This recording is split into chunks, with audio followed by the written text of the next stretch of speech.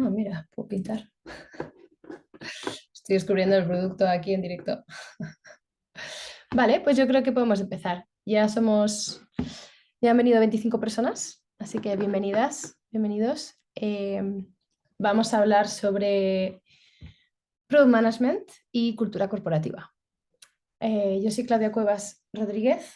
Eh, Sé que este panel está dirigido hacia personas de todo el mundo, hispanohablantes, así que he intentado que todas las palabras que uso sean en español al máximo posible y si en algún momento uso alguna palabra que no se entiende bien, por favor, preguntarlo por el canal directamente, por este chat que hay.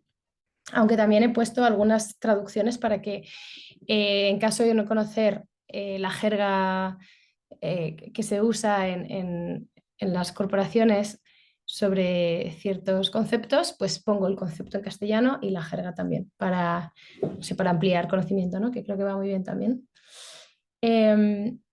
Yo a día de hoy trabajo en Job and Talent, trabajo como Lead Product Manager y llevo en febrero voy a hacer 3 años, o sea que casi 3 años allí. Hemos estado construyendo un producto muy interesante.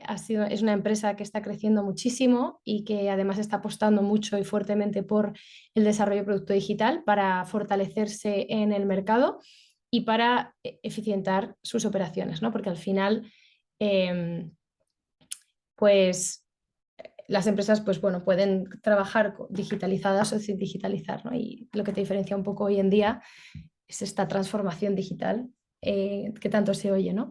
Ahí pongo también mención a mi Twitter por si queréis seguirme o comentarme algo, mandarme un mensaje en algún momento.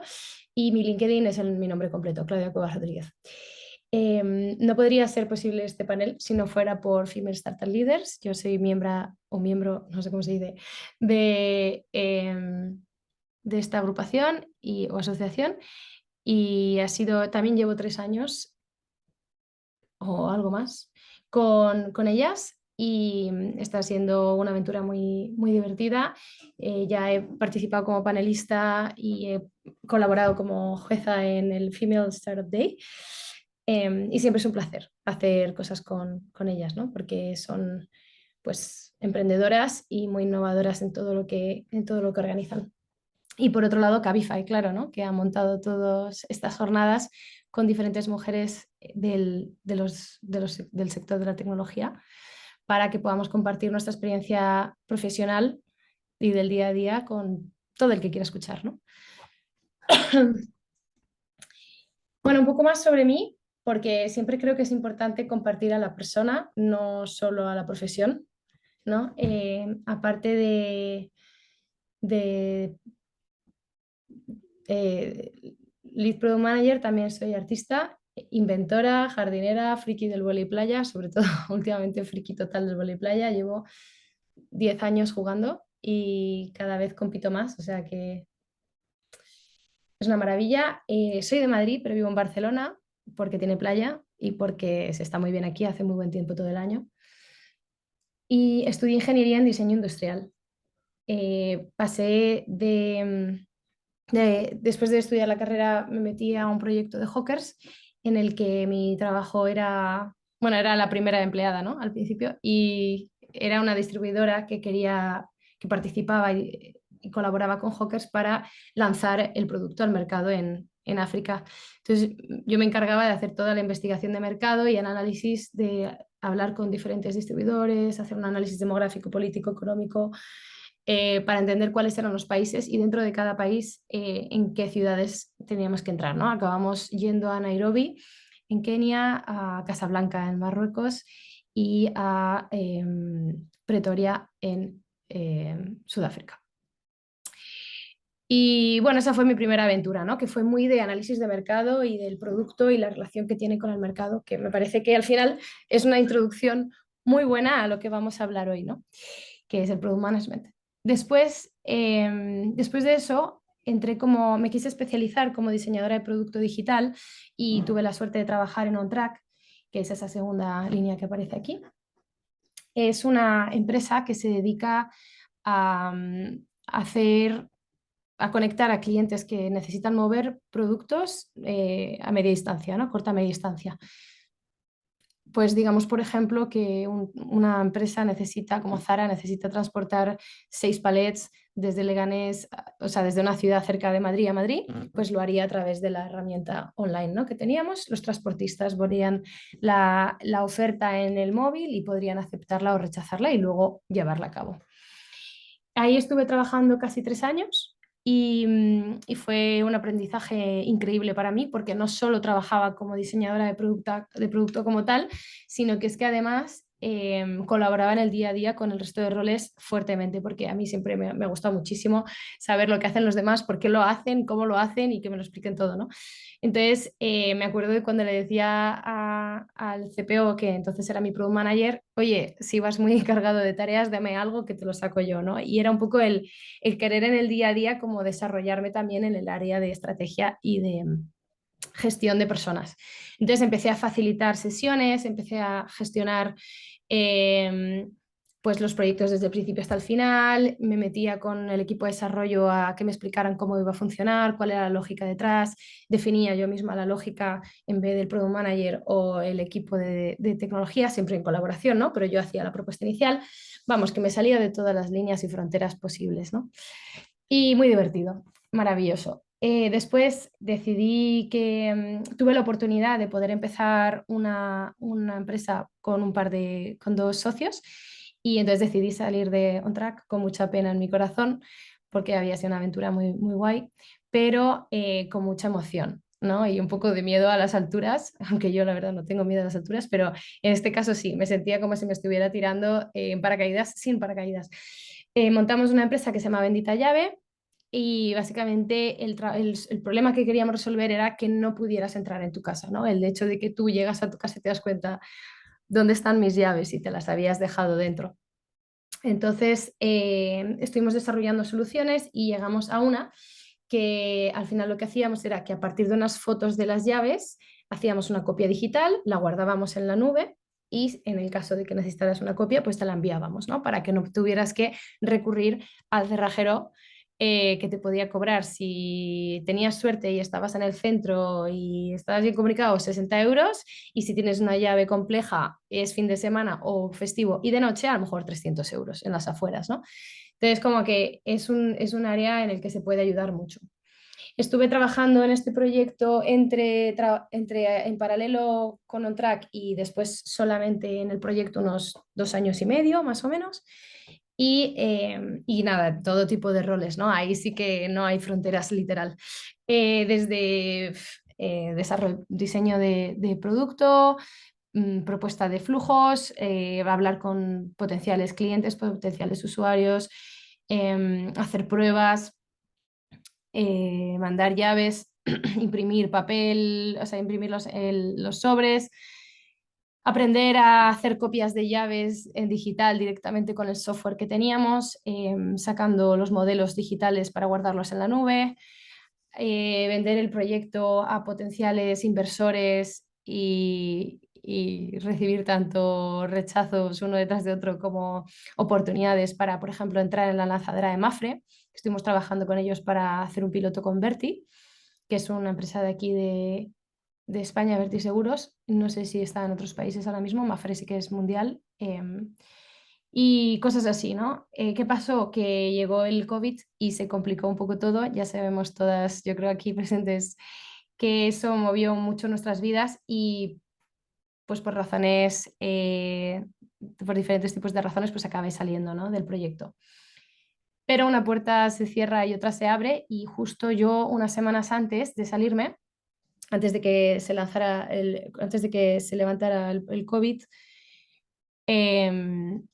había presentado el proyecto de Bendita Llave a una empresa que es la que pone aquí, que pone Factorial, ¿no?, que son participantes en financiar otras empresas, y me llamaron cuando vieron que estaba libre y entré como lead product manager, digamos, vamos, para coordinar equipos que estaban lanzando diferente tipo de proyectos en diferentes mercados, ¿no? Estábamos en México, en Colombia, en España y en Francia. Y nada, y estuve durante unos meses, aprendí mucho, muchísimo, porque nunca había trabajado formalmente como Product Manager, sí que había hecho muchísimas tareas de Product Manager, tanto en OnTrack como en Bendita Llave, incluso en Hawkers, en aquella época.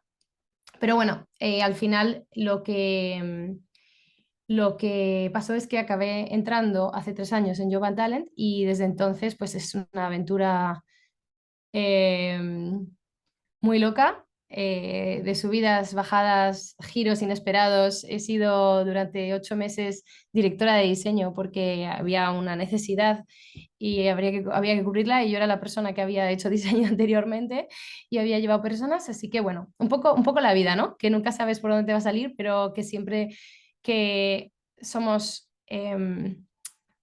¿cómo decirlo? Como aventureras y le echamos un poco de... no le tenemos tanto miedo al riesgo, pues te acaba devolviendo. Y nada, eso es un poco la introducción. Además, pues body painter, acuarelista y jugador de voleiplaya. Y ya nos metemos en el lío. La primera pregunta que quería resolver es qué es la cultura de producto o también llamado product sense. Perdón, ¿qué es el producto, no? Entonces, el producto físico es lo que hemos conocido toda la vida, ¿no? Que es, vale, a ver, voy a ir a IKEA y me voy a comprar una mesa. Eso es un producto. Una mesa es un producto, ¿no? Esto lo sabemos todo el mundo. Una silla es un producto. Pero claro, cuando yo le decía a la gente, soy ingeniera en diseño industrial, me decían, vale, pero ¿y eso qué quiere decir? Decía, bueno, yo diseño muebles, por ejemplo, o pues coches, yo particularmente no, pero el perfil, ¿no? Etcétera. Pero claro, cuando encima les digo que soy de diseño de producto digital, ya mucha gente se me queda como un poco cara cuadrada y me dice, no sé de qué me estás hablando. Y entonces ya les explico que un producto digital es como una mesa o como una silla. La diferencia es que está dentro de tu móvil, dentro de tu iPad, dentro de tu reloj o dentro del ordenador y necesitan a alguien que lo lidere, necesita unos recursos, necesita que se invierta dinero y tiempo en ello y pensar mucho en cómo lo vamos desarrollando para que del día uno en el que es pues, la silla más básica que te puedas imaginar del mundo, hasta que llegas a un sofá con 4 colchoncitos, ahí muy cómodo, y a ver las telas que usamos, no sé qué, ¿no? Como que hay un proceso iterativo desde que Gmail lanzó por primera vez su producto hasta lo que es hoy, ¿no? Que incluso tiene una parte de social, de promociones, de foros. En el primer día no tenía nada de esto, ¿no? Eso es un poco la descripción. Entonces, un ejemplo también sería Cabify, ¿no? Que ya que estamos, lo muestro como ejemplo, ¿no? Digital. Aquí podéis ver, pues, por ejemplo, que al principio era una app de coches, ¿no? Como todo el mundo sabe, de taxis. Luego empezó con las motos, luego con los patinetes y ahora puedes alquilar un coche si quieres. O sea, te lleva el producto a casa si necesitas que te envíen la compra, cosas así, ¿no? Que dices, esto es desarrollo de producto. Em, entonces, en cuanto a la definición de desarrollo de producto para que estemos todo el mundo en la misma página, es pues todo el desarrollo que hay en el ámbito de negocio de ingeniería y diseño, que consiste en el proceso completo de crear y llevar a cabo un producto al mercado y sus iteraciones, ¿no? Que eso sí que es lo más importante y y que voy a comentar mucho en esta charla. ¿Y qué es una líder de producto o product manager? Es una persona que tiene que comunicar, gestionar proyectos, hacer la estrategia, liderar, tener mucha iniciativa, siempre tiene que estar asegurándose de que todo está bajo control. Es un poco control freaks. Gestión de equipos, empatía en cuanto a no solo cómo se siente mi equipo, sino a entender muy bien cuáles son los problemas de nuestros usuarios y por qué los queremos resolver. Y luego la priorización, esos problemas que queremos resolver de nuestros usuarios, cuándo los queremos resolver, ¿no? Y por qué hacemos uno antes que otro. Luego, ¿qué tipo de conocimientos tiene que tener la persona que hace product management? Pues diseño, programación, marketing, negocio específicos del sector. Por ejemplo, en Cabify pues tienes que entender mucho de cómo funciona el mundo VTC, los taxis, los patinetes, todo esto, ¿no? ¿Cómo hacemos para entrar en el mundo de Product Management? ¿Tengo que saberlo todo? No. Puedes empezar por algún área. Yo, por ejemplo, como ya hemos comentado antes, entré por el área de diseño. sigo. Ahora se me han cruzado las slides, perdón. Ahora vamos a ver esta slide que es la cultura de producto, también llamado Product Sense, ¿vale? Entonces, creo que esta imagen explica muy bien lo que es el Product Sense, que es básicamente cómo la gente, lo que hay en el imaginario de las personas, lo que necesitan las personas, cómo se comportan las personas como grupos sociales, que puedes verlos de forma amplia, pues todos los españoles, pues todos los mexicanos. O puedes decir, vale, las mujeres de 30 años de Colombia, cómo se comportan cuando les va a llegar la nómina, ¿no? Entonces, puedes ir como uniendo esos conceptos y viendo cómo se comportan las personas o qué piensan o qué imaginan o qué esperan de lo que, de a lo que se están enfrentando, ¿no? Que es tu producto. En este caso, que es lo que vemos aquí a la derecha. Entonces, la capacidad de conectar las necesidades, los problemas, las expectativas de ese grupo de personas al que te quieres dirigir con tu producto es el Product Sense. Eh, parece que suena como muy poético, ¿no? Hay muchísimos contenidos sobre esto en Google y en muchísimos artículos, podcasts, etcétera. Os recomiendo que si os interesa, a mí me parece súper interesante, le echéis un vistazo. Pero aún así, yo haré una breve introducción, que es qué es la cultura de producto, ¿no? Que es lo mismo que yo lo relaciono con el Product Sense.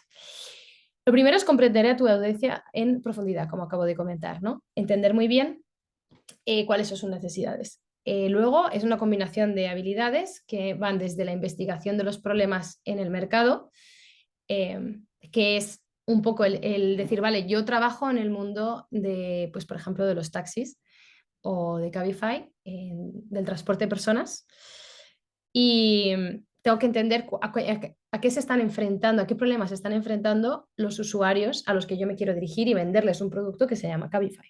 Tengo que entender muy bien qué esperan, ¿no? ¿Quieren una botella de agua? ¿A quién se le ocurrió meter una botella de agua en el coche, ¿no?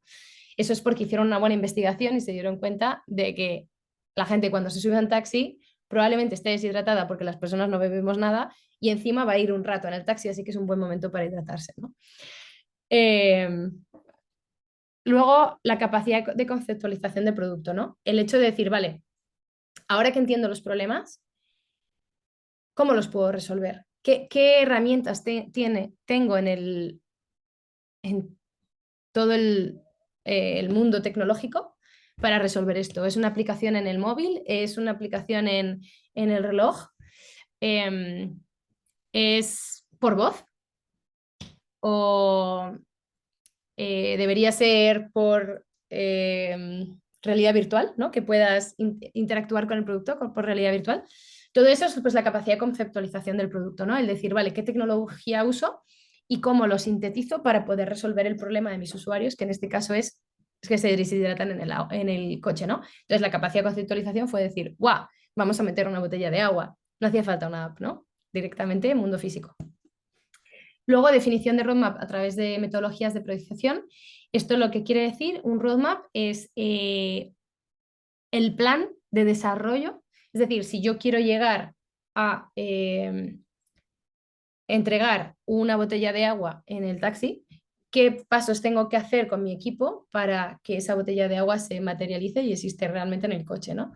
Entonces tengo que planificarlo muy bien y puede ser, normalmente un roadmap se usa para el mundo digital y lo que plantea es, vale, ¿en qué orden tengo que hacer todos los pasos de desarrollo del producto para llegar a conseguir mi objetivo, que puede ser pues lanzar la parte de patinetes nueva de Cabify en la app?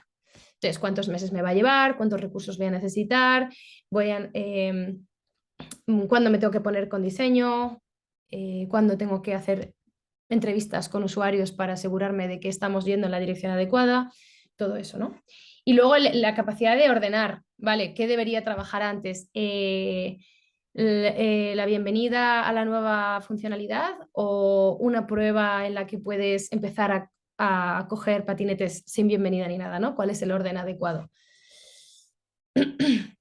Luego, la comprensión de experiencia de usuario, que es el entender, lo que hablábamos de la empatía, ¿no? El entender muy bien cómo debería, qué expectativas tiene la usuaria cuando usa mi producto, de cómo debería funcionar.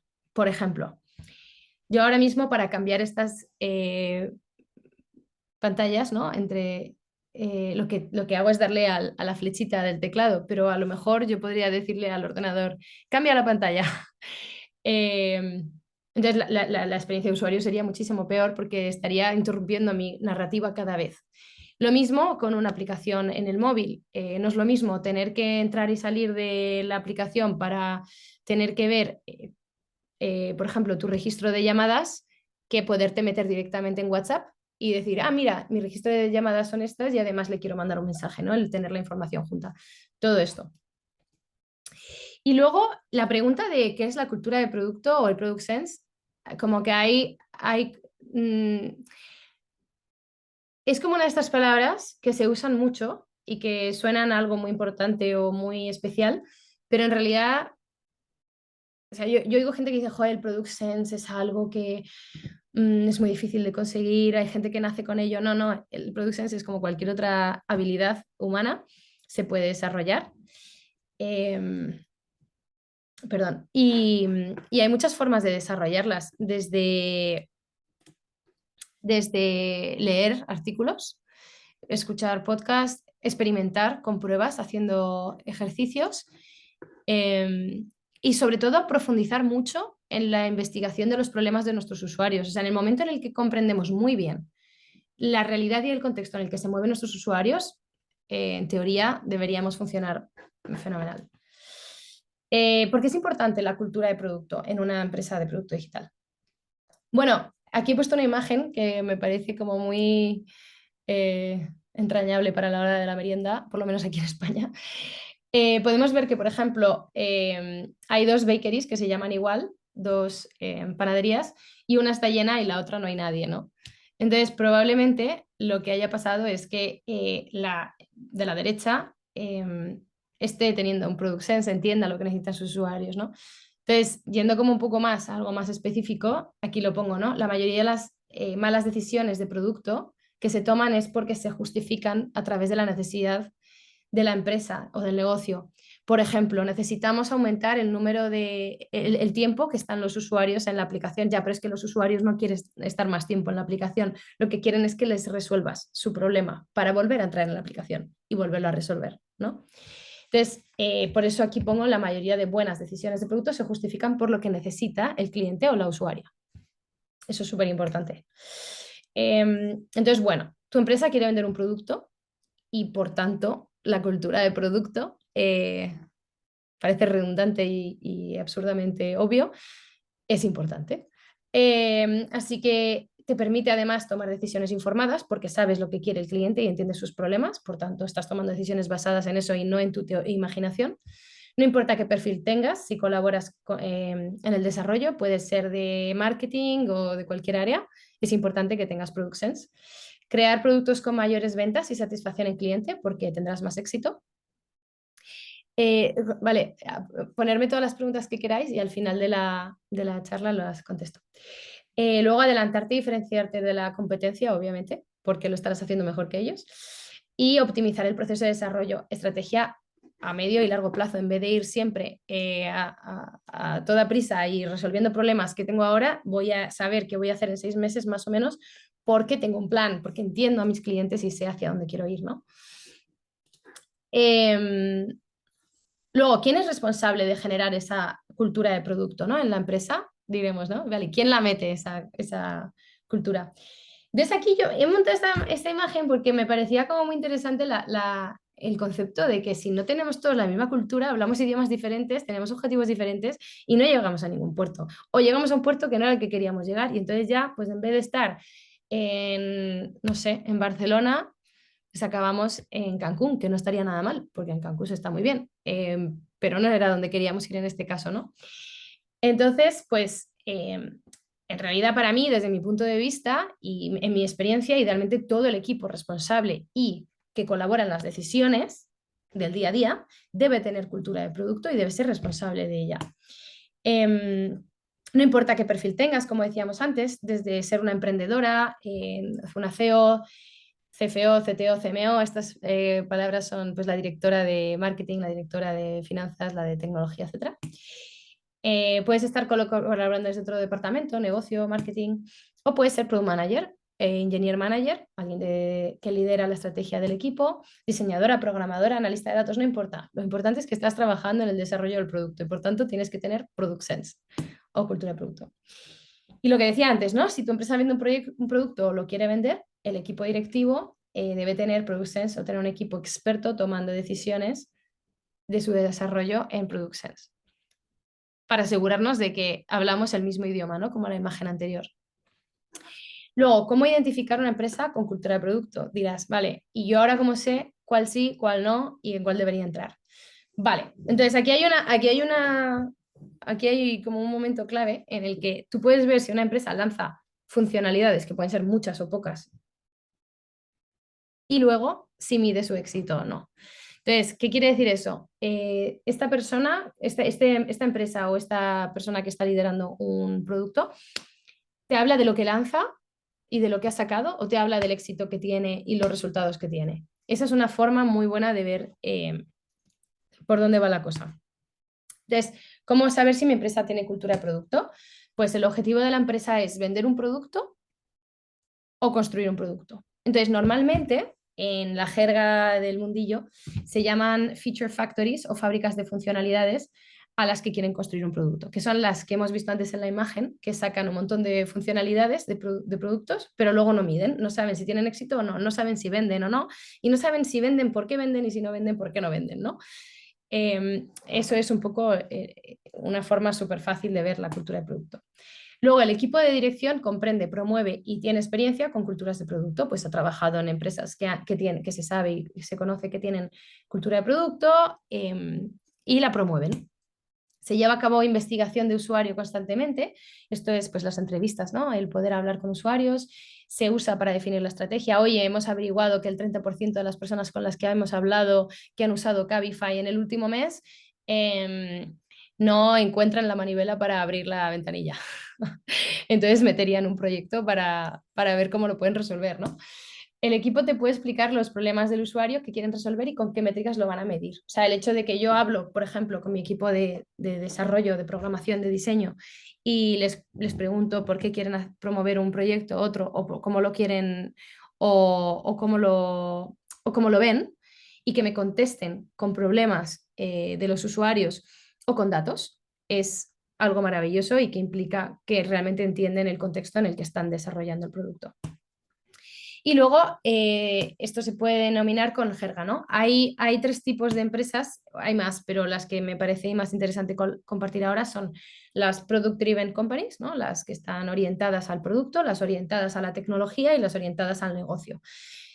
¿Cómo las podemos diferenciar? Product Driven Company es una empresa que se centra en la usabilidad y la experiencia de usuario, resolver los problemas muy bien de sus usuarios y suele ser un buen ejemplo Apple, ¿no? Airbnb y empresas de este tipo. Diría que Cabify también, por ejemplo. Luego, Tech Driven Company, pues Google. Google se dedica a sacar pues el cloud, tiene un montón de sistemas que está vendiendo tecnológicos. El search de Google, el buscador de Google, por ejemplo, si os fijáis, es muy técnico, es muy de algoritmos, no es tanto de que tenga otras funcionalidades más allá de un buscador, lo que tiene mucho sentido, por otro lado, pero es muy tecnológicamente orientado. Y luego, negocio, pues Coca-Cola, Barça, que son empresas que su objetivo no es el desarrollo del producto digital, sino de un producto físico o un servicio, y lo que quieren es ganar pasta. Pero la experiencia como tal, pues tú te ves una Coca-Cola, te ves una Coca-Cola. Ya está. Luego otra cosa es el marketing y la publicidad. Vale. ¿Cómo influir en la cultura para desarrollar bien el producto? Esto es algo que me preguntan mucho en las mentorías, en las charlas que doy, que es, vale, muy bien todo esto de que haya cultura de producto, pero ¿cómo hago yo para que haya cultura de producto en mi empresa donde no la hay o hay poca? Vale, he montado esta imagen porque me parece muy clara. Lo primero que tienes que hacer es ser la mayor experta en tus usuarios. Da igual cómo de grande sea tu área de responsabilidad, pero tienes ahí una serie de usuarios a los que tú puedes ir y comunicarte con ellos y hacerles preguntas y entender por qué hacen lo que hacen, cuándo lo hacen y por qué no hacen algo diferente. Luego están los datos y esto lo tenemos que cruzar. Tenemos que entender no solo hablando con 10 personas o 15 personas por qué hacen algo, sino cómo eso se refleja en los datos de forma más agregada, ¿no? Si yo miro ese comportamiento de 6 personas y lo analizo en los datos con cientos de miles de personas, puedo sacar conclusiones pues mucho más relevantes para tomar decisiones en el roadmap o para tomar decisiones de diseño, por ejemplo. Entonces, infórmate bien, desarrolla tus habilidades en Product Sense, cursos, artículos, libros, podcasts, etc.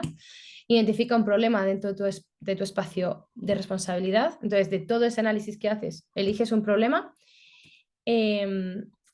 identifica y estudia las métricas que quieres impactar con respecto a ese problema, conéctalo, habla con usuarios y futuros usuarios para ver si, cómo lo resolverían, cuáles son los problemas que si lo ven como tú, si lo interpretan como tú, si tienen diferentes casos de uso.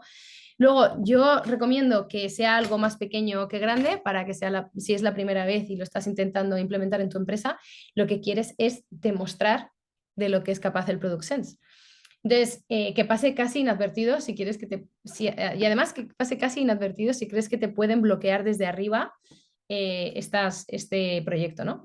Define un MVP, que ahora veremos lo que es un mínimo producto viable, y monta un caso con el objetivo, el problema que quieres resolver, cómo lo vas a medir, véndeselo a la gente con influencia o que crees que le interesa también ampliar o hacer crecer la cultura de producto en tu empresa. Lánzalo, mide los resultados, si son buenos, monta un buen resumen y compártelo con todo el mundo para que vean lo bueno que es hacer este tipo de proyectos y además propon iteraciones.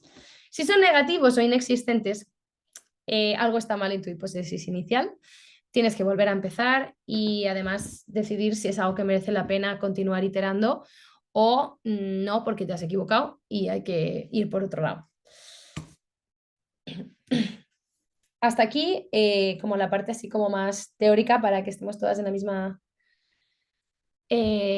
el mismo plano y ahora quiero contaros un poco más mi mayor aprendizaje con todo esto que es tanta teoría en mi carrera profesional desarrollando producto digital, ¿no? Que es el valor del MVP. Lo importante que es el MVP en una empresa y además el poder de negociación para poder liderar producto. ¿Qué es un MVP? El mínimo producto viable que podemos construir para resolver un problema. El objetivo es validar una hipótesis demostrando el valor que aporta realmente nuestra solución y en el menor tiempo posible y la idea es que si tiene buenos resultados lo podamos iterar. Entonces, hay un punto aquí importante que es viable y que es valioso, ¿no? Entonces, MVP puede ser de valioso o de viable. Hay diferentes momentos en los proyectos. Yo creo que normalmente no puedes demostrar el impacto que tienes resolviendo un problema si tu producto mínimo no es valioso, porque no estás resolviendo el problema del usuario. Entonces, esta imagen se ve mucho en el mundo de producto y os la quería compartir porque no estoy de acuerdo con ella y ahora os voy a explicar por qué. Entonces, mínimo producto viable es el producto pues más, o sea, viable en el sentido de que a lo mejor la rueda da vueltas, entonces funciona la rueda, pero no es necesariamente útil porque no resuelve el problema. Si no resuelve el problema, no tiene impacto. Y si no tiene impacto, no es valioso, no podemos demostrar nada. Si no podemos demostrar nada, no vamos a poder liderar, no vamos a poder influir. Entonces, al final hay que conectar todos esos conceptos, que parece infinito, pero funciona, y definir un objetivo, que es lo que nos va a ayudar a definir un buen MVP. Entonces, voy a poner un par de ejemplos. Quiero transportarme a mí misma del punto A al punto B. Entonces, según el esquema que he mostrado anteriormente, un skate sí que serviría como MVP. Y los demás también, porque me puedo mover. ¿Qué pasa si quiero viajar a otra ciudad transportando a otra persona rápidamente? Entonces este esquema ya no me vale, porque no podría hacerlo ni con una bici, ni con un patinete, ni con un patín. Solo con una moto o un coche.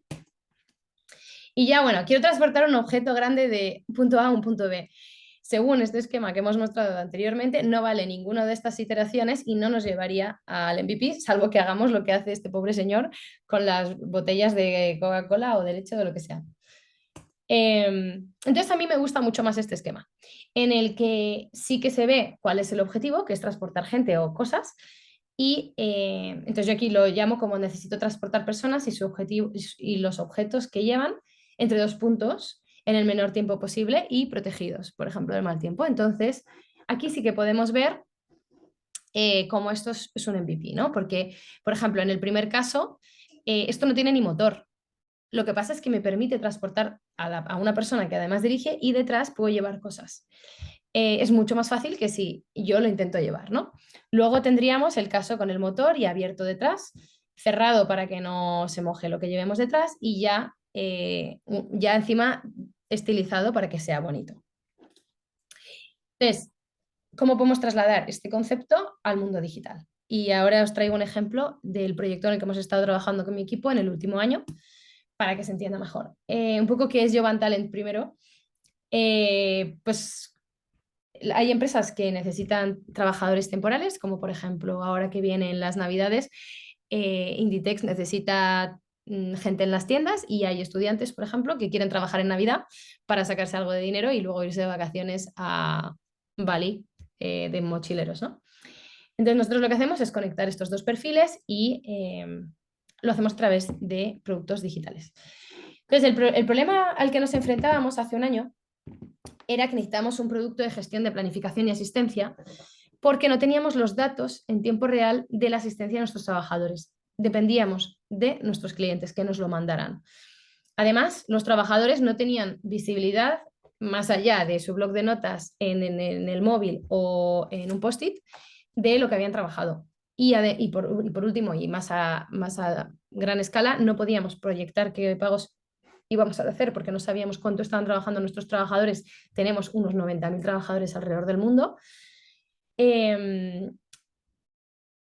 Y ni desarrollar proyectos digitales de pagos más complejos. Entonces, la solución a la que llegamos es, como visión, es un producto con dos lados, el cliente que puede crear turnos y hacer seguimiento de las horas en tiempo real, y trabajadores pueden aceptar o rechazar esos turnos y registrar sus horas trabajadas ahí. Entonces, aquí he puesto un ejemplo de la visión, hacia dónde queríamos ir, y se dijo, bueno, una estimación de 4 meses. Bueno, en realidad llevamos un año, ¿no? Porque estas cosas, pues bueno, las vas iterando y una cosa es lo que dices, bueno, la visión, queremos ir hacia aquí, pero claro, no sabes con qué te vas a encontrar. Y otra cosa es cuando realmente te pones con ello y empiezas a hablar con usuarios, aprendes muchísimas cosas y entonces empiezas a cambiar la dirección un poco de la visión, aunque siempre es como tu punto de inspiración porque sabes lo que quieres conseguir, sabes cómo quieres resolver los problemas de tus usuarios, ¿no? El impacto inicial del primer piloto que íbamos a hacer con España era de 15.000 usuarios y cuando salgamos en todos los países, 90.000 usuarios. Es un proyecto muy grande, ¿no? Entonces, ¿qué pasó? Que cuando vimos que eran 4 meses, bueno, primero, ¿qué pasó? ¿No? Que yo dije, no van a ser 4 meses, ni de broma. Mi equipo estaba totalmente de acuerdo conmigo y entonces, claro, queríamos vender al equipo de dirección, oye, vamos a proponer un MVP para empezar con algo pequeñito, lanzarlo y tener algo lo antes posible fuera en el mundo. Entonces, ¿qué pasa? Que cuando los equipos de dirección oyen la palabra de MVP, si no tienen una fuerte cultura de producto, lo que oyen en su cabeza es un producto muy cutre, ¿no? Algo feo, inútil, como estas dos ruedas con una conexión que no te sirven para nada si lo que realmente quieres es llevar a personas y sus cosas de un punto A a un punto B, ¿no? Entonces hay pánico, hay resistencia, hay bloqueos por todas partes. Entonces lo que hicimos fue este otro punto de vista que es valioso, ¿no? No es el mínimo viable. Entonces lo que explicamos es que no íbamos a construir algo que resolviera todos los problemas que tenemos alrededor de la falta de información de la asistencia a los trabajadores, sino un problema concreto. Cogimos uno que era los trabajadores no tienen dónde registrar sus horas para el uso personal. ¿Por qué? Lo tienen que meter en su blog de notas personal o en su móvil. Entonces lo acompañamos diciendo y lo iteraremos hasta llegar a la visión, ¿no? Que es un poco esto de aquí. Entonces, ¿Cuál era la realidad? Que la gente en muchos sectores dentro de los países en los que trabajamos, teníamos una gran población, un 20% en España, que registra sus horas en papel. Entonces lo que dijimos fue, vamos a aprovechar este segmento. Entonces lo que hicimos fue decir, vale, vamos a definir un apartado en la app en la que los usuarios pueden generar su propio contenido de las horas que trabajan. Y no lo vamos a usar para nada, solo para que ellos lo puedan registrar y tener visibilidad de las horas trabajadas. Estimamos un sprint, lo lanzamos a 100 usuarios y tuvimos un 20% de usuarios semanales activos inmediatamente. Eso fue muy guay porque validamos que efectivamente era una necesidad la de los usuarios el poder hacer seguimiento de sus horas. Luego hicimos una serie de iteraciones como que pudieran editar sus horas, pasamos de un 20 a un 60% de uso semanal, con además 1000 usuarios, metimos más usuarios en el piloto. Luego ya lanzamos a toda España, habiendo hecho un montón de iteraciones entre medias, y llegamos a un 36%. Este 36% es sobre 15.000 usuarios, por eso cae. Porque son de diferentes sectores y algunos no usan papel, ya usan tarjeta y cosas así. Pero igualmente es un dato muy alto para empezar. Y luego confirmaciones de horas, cuando ya metimos a una serie de empresas con el piloto de pagar las horas, que era el objetivo final, con el registro de horas en la app, conseguimos un 99, casi 100, o sea, hay semanas que 100 usuarios activos que meten sus horas y además estamos en torno a un 90% de horas correctas en la app y se están usando para pagar. Entonces, esto es como el camino, ¿no? El MVP y hacia cómo nos lleva hacia la influencia y hacia dónde qué queremos ir con la cultura de producto. Os quería enseñar esta imagen porque me parece como muy gráfica, en la que se puede ver el MVP, ¿no? El mínimo producto valioso que sacamos, que era que tú podías hacer el registro de tus horas. Aquí directamente en un botón, lo empezabas, lo acababas y se te registraban aquí en un listado. Después de eso, lo hemos ido iterando muchísimo, ahora se puede editar, se pueden ver cuántas horas has trabajado, cuánto vas a cobrar estimado según las horas que has trabajado, puedes crear horas en el pasado, puedes ver semanalmente cuánto has trabajado y si queréis ver aquí, se ve el avance y el crecimiento brutal del producto, teniendo en cuenta que es un producto que no es obligatorio usar, lo pueden usar si quieren los usuarios, a lo largo de las diferentes iteraciones que hemos ido haciendo cada mes. Normalmente sacamos algo cada 2 semanas, pero a veces es cada mes, dependiendo del tamaño. Y bueno, ahora ya hemos llegado a un punto en el que estamos pagando a los trabajadores y pueden ver realmente si se les ha aprobado las horas, si se les han editado, si se les han rechazado. Esta, por ejemplo, está en directo. Y este es como el culmen, ¿no? Porque como decía, es el caso de uso al que queremos ir y es la visión, poder pagar con las horas que nos transmiten los trabajadores. Y por eso es el coche estilizado. Y eso, hemos demostrado que aporta valor. Y nada, aquí había puesto una slide con valores como Product Manager y como Manager de personas, pero como son I47, igual lo puedo dejar así de fondo para que lo miréis, si queréis, porque me parecen conceptos interesantes, ¿no? El cómo lideras un equipo en producto, si quieres influenciar y construir un producto que tenga sentido, ¿no? Tienes que empoderar al equipo y cosas así, ¿no? No sé si luego os pasarán las slides también o si no me lo podéis preguntar y os las paso. Y nada, me ha parecido muy bien esta imagen, muy representativa con respecto a lo que hemos ido hablando de lo que es un MVP y Cabify. Así que nada, muchas gracias. Ronda de preguntas abierta. Y empecemos. Vale, entonces, la primera pregunta es, ¿qué podcast, páginas, blogs, etcétera, recomiendas para empezar a entender y empaparnos un poco más del mundo de tecnología, específicamente el rol dentro de los squads? Gracias. Vale, se me ocurren muchos. Además, hay las típicas listas que si te metes en Google y pones top 10 libros para empezar en Product Management, te salen. Lo mismo con podcast, lo mismo con artículos. Entonces, te diría, el mejor para mí, el sitio al que voy yo cuando quiero investigar algo en cuanto a artículos, me voy a Medium, que se escribe Type Answer. Uy, estoy aprendiendo cómo usar este producto en directo. Se escribe así. No sé si se ha mandado. Espero que sí. Em, y luego, en cuanto a podcast, recomiendo Dileni Podcast. Es muy bueno. Luego, si te metes en Spotify, puedes poner product y te salen muchísimos. Y ya entraría un poco en el concepto de lo que te interese investigar más. Puedes poner product sense, puedes poner product data, etcétera, ¿no? Libros, recomiendo The Design Sprint, recomiendo Measure What Matters. Me sé los nombres en inglés, lo siento, pero si lo buscáis, seguro que está la traducción. What Matters. Design Sprint. Lean Startup. Me parecen 3 con los que empezar buenos, son los típicos con los que empieza todo el mundo. Luego otra pregunta de Ana. ¿Crees que se puede pivotar de Data Analyst y CRO hacia Product? 100%.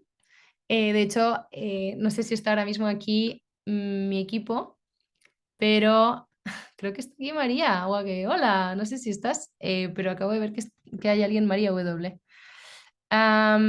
Mira, aquí hay un par, están Silvia y Ángela, las veo, que, mira, está saludando, que vienen de hecho de este mundo de análisis de datos y de hecho si es algo que os interesa mucho, igual les podéis contactar lo siento por el spam, Ángela y Silvia, pero igual les podéis contactar para que os cuenten su experiencia directamente desde LinkedIn.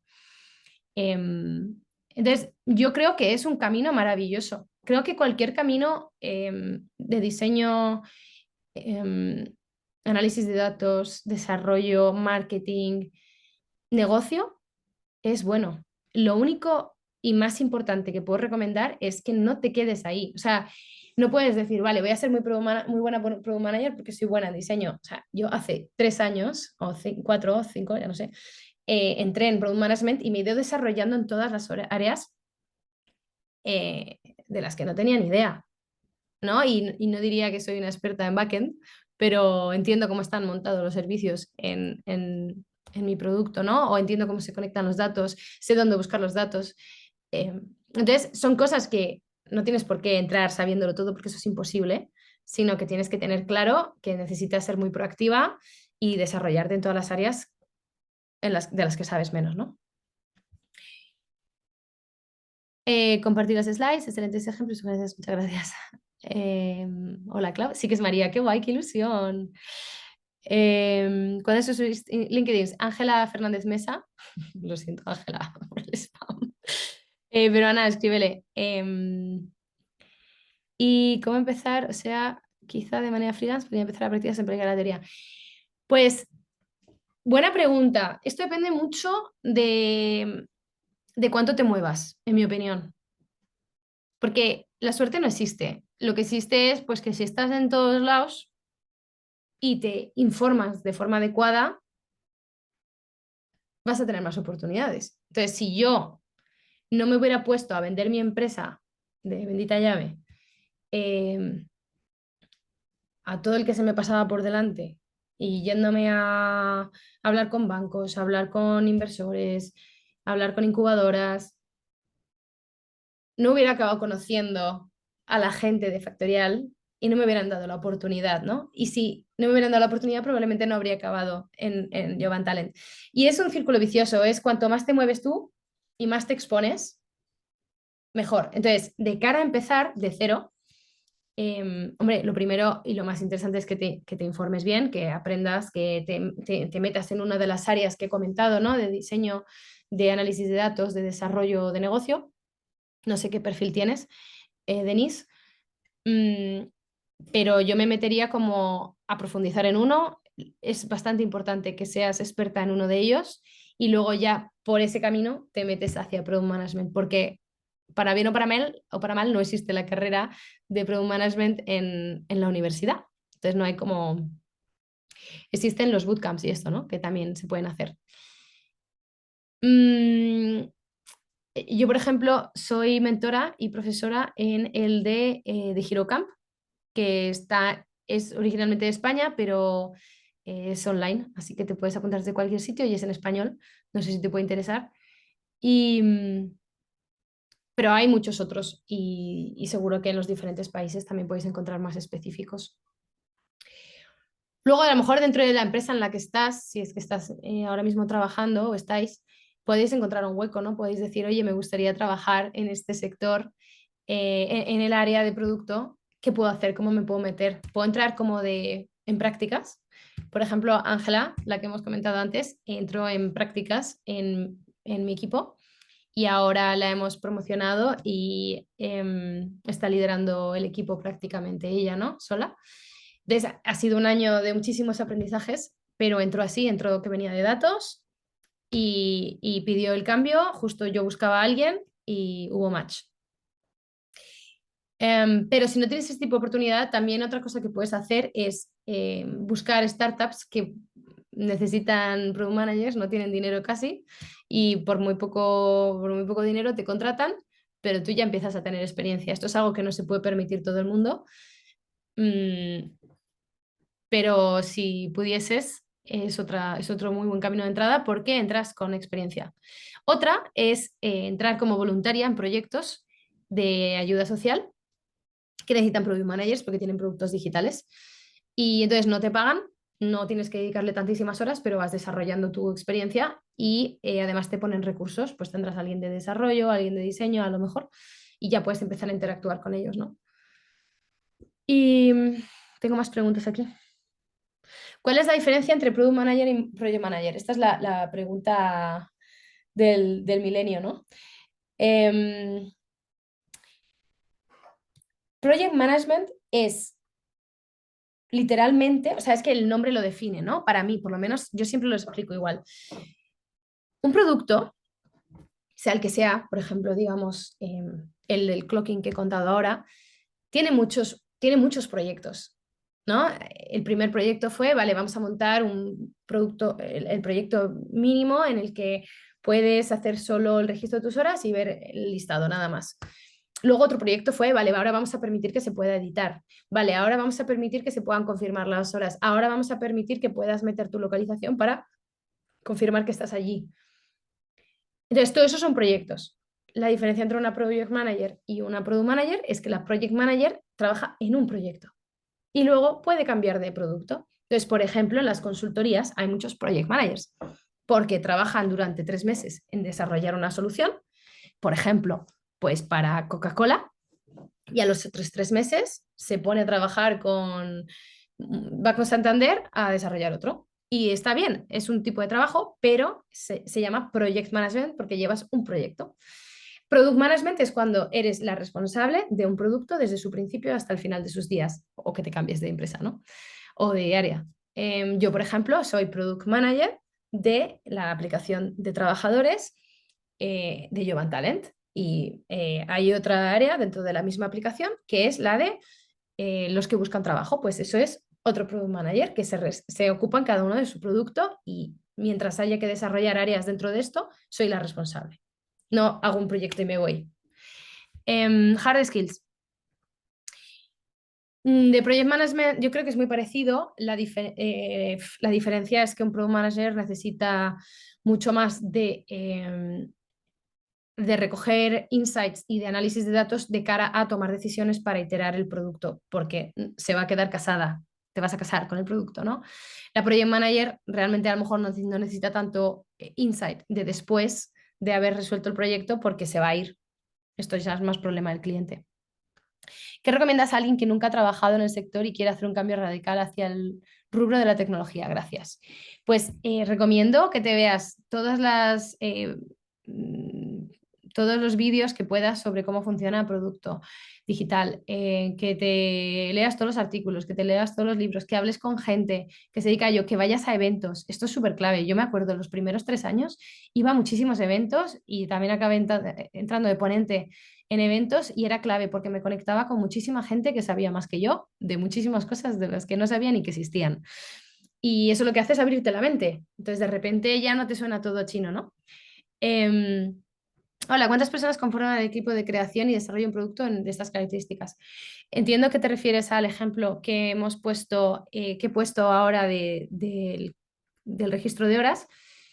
Y en nuestro equipo hay una diseñadora, una product manager, que es Ángela, que está aquí. Antes era María, de hecho, que era la que estaba por aquí también, que le mandamos todas un saludo. Luego tenemos un engineer manager que se ocupa, es responsable de que se entreguen las cosas a tiempo y con buena calidad. Luego el tech lead, que es la persona que se ocupa de que todos los proyectos estén funcionando bien durante el sprint. Y luego tenemos gente que se dedica más a la parte de backend, em, que son unos 4 o 5, y luego unos 3 que se dedican al desarrollo de iOS, como de Apple, y otros 3 o 4 de Android, si cuentas con el teclid, que es de Android. Así que bastante gente. Y luego también gente de data que nos ayuda. Vale, más cosas. Muchas gracias, Clau, por la charla. Me llevo mucho aprendizaje y temas por explorar para seguir aprendiendo. Escribí por acá porque el chat no está habilitado. No sé si lo tendría que haber habilitado yo. No sé cómo funciona. Lo siento.